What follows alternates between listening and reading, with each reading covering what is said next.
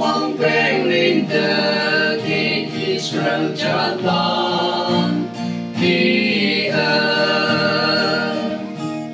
punya kata ma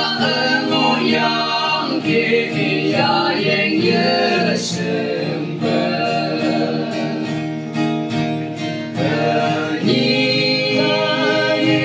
suy sẽ phải chém nam chơi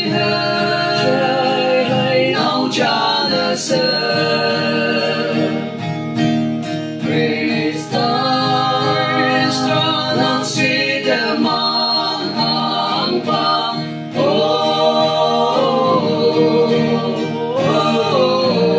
đi ông